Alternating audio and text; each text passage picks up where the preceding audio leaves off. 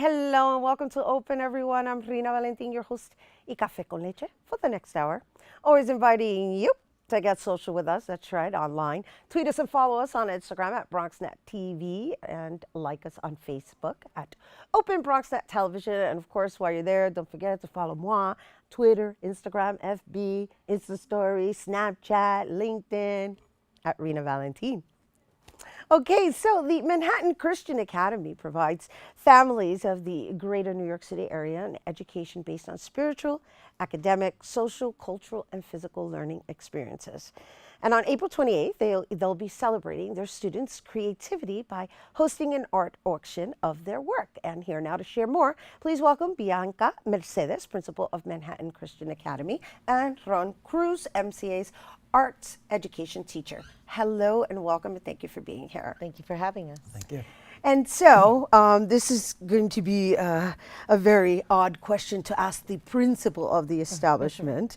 But what makes Manhattan Christian Academy different from any other school? I'd like to call us a suburban school in the city because we're very much a home kind of school. We are a faith-based organization, so we're a Christian school and we talk about Jesus all day long. But we're also reaching urban youth, and our school is an open enrollment school, so you don't necessarily have to be of any belief to attend our school. And we want to educate children to serve and lead in New York City, and we want them to have a solid understanding of God and His world. Now, how did you become its principal? That's a good question. I actually was attending college, and I was working at MCA as a teacher 14 years ago. I taught there for 3 years, and then I left to go work at a public school, was there for 4, went and opened up a charter school, was there for 3, and was unsettled with the fact that I couldn't talk about Christ. I couldn't share the hope with children, New York City children. And so God called me back to Manhattan Christian Academy, where I can do that freely and openly. I came in as the assistant principal, and this year we had a change in our leadership, and I was called into the principal position this year, and it's been an honor to serve MCA. Wow, very nice. Congratulations. Thank you. It's a beautiful thing when you put out an intention and then it just kind of manifests itself, isn't it? That's right. Yeah. It's a beautiful thing. And Senor, Yeah. art teacher, Yes. how long have you been at MCA? I'll be completing my 9th year this year. Oh, so you've been Yeah. the art teacher there for 9 years? Yeah, and it's been fantastic. So tell me a little bit about your curriculum. Well, it's an art program, obviously, and you know, the kids get to really produce all kinds of art, fine art, crafts, and those kinds of things. They have art once a week, which I don't think is enough, but they enjoy it, they love it. You know, we play some nice jazz music in the background, and they get to really be creative during the art class. So in your art studies, do you just work in the fine arts department, or do you have, is it faith-based? How about that? That's really what I'm trying to, I guess, figure out. Is there a spiritual component to the artistry that you're teaching them? Yeah, it's not like we're drawing crosses or that kind of thing. You know, it's abstract art, it's realistic art, there's all kinds of art. And, you know, it's like when you see a tree, you know, it doesn't have God on it. It has sort of His attributes, but it's not about drawing God per se, it's maybe drawing His creations.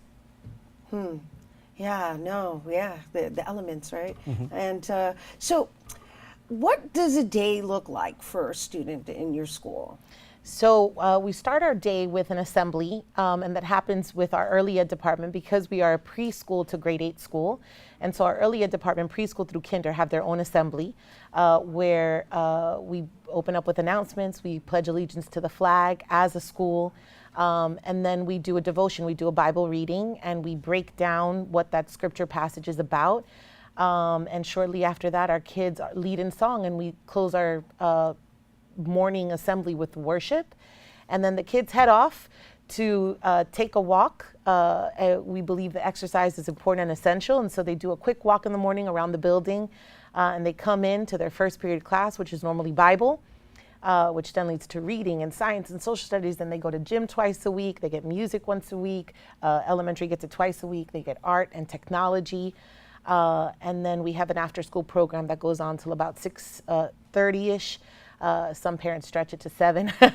And that's their day. And throughout the day, they're learning all the math and sciences, and but also how the Bible is integrated in all of that, in their reading and in their writing. And it's truly an honor to serve these kids. They love being there, and we love having them. It's beautiful when you're in an environment filled with love. It sounds like, just by the way you're expressing it, I can sense that there's a lot of love in the space. Oh, yeah. Yes. And so with the art program and this art auction that you're actually having, is there a criteria that needs to be met? Like, how do you even decide whose art is going to be auctioned? Yeah, it's pretty much subjective. You know, it's kind of what I think looks worthy of being in the art show. The kids produce thousands of art pieces throughout the school year.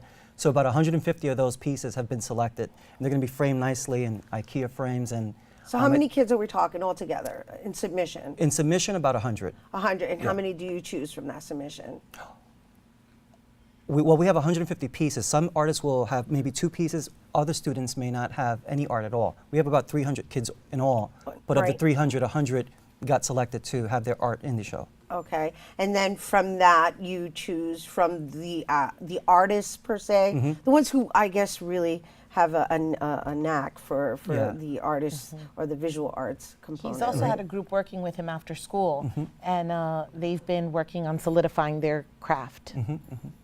Yeah, and some of the work that's on the show, and that will be on the show on the 28th, 6 p.m., aren't particularly from artists. You know, they wouldn't call themselves artists, but they've produced these pieces that are fantastic that even I hear themselves, why? You know, I look at that thing that I drew, some say, and I can't believe that I drew it. So that feeling of creating an art piece from a non-artist, you know, are some of the pieces that we're going to have also. And I think that the viewers and those who came to support and perhaps purchase these art pieces will find that those pieces may adorn their home really nicely. So from what age do you begin teaching, or do you teach a certain age group, or do you teach in the school as the artist teacher? Well, we teach kindergarten through 8th, which is about from age 5 to about 14, so within that age group. And you're the teacher from age 5 to Yeah, 14. yeah. Wow, that's fascinating. You get to see them grow Yeah, yeah. as individuals Yeah. as well as their development in their artwork. And he's also gotten to see a lot of his graduates go get accepted into schools like Art and Design Yeah. or LaGuardia because of his influence on them. Yeah, on the 28th, 2 former students who went on to go to art schools at LaGuardia and High School of Art and Design are going to be some of the speakers at the show. I was just looking at some of these images that we were showing that showed some framed artwork. I don't know if we could put them back up. I was just wondering if these were some of the images that are actually going to be up for auction. Yeah, the ones that were on the screen are just representing about maybe 3% of the work that's going to be displayed in the auction. Is that glass? No, that's No. actually paper. That's mixed media. That's really cool. Yeah. That looks really, really cool. I see. Nice. This is wonderful. This is wonderful. I'm so happy you guys came here to share this, because it's so important that we understand the important art serves in a child's development, and it's really an honor to have you here sharing not only that, just the importance of just coming from a faith-based Yeah. practice. Yeah. Well, we care about the whole child. We want to make sure we're serving the whole child. And so music and art and technology and PE is all important to us. We, feel like our kids come away with a specialty in one area than another, and we're honored to serve them in that area. Beautiful. So before we go, how can people participate in the auction? Well, they're welcome to come out August 28th. That's Friday at our school. You can find the information above. It's at 6 p.m. Everyone is welcome. And if anyone is more interested in our school, they can check out our website, mcanyc.org, and our phone number, 212-567-5521. We have an open house May 3rd. Come out. We'd love to see you. Thank you, Great, Deanna. great, Thank great, you. great, And great. thank you, Ron. Thank you.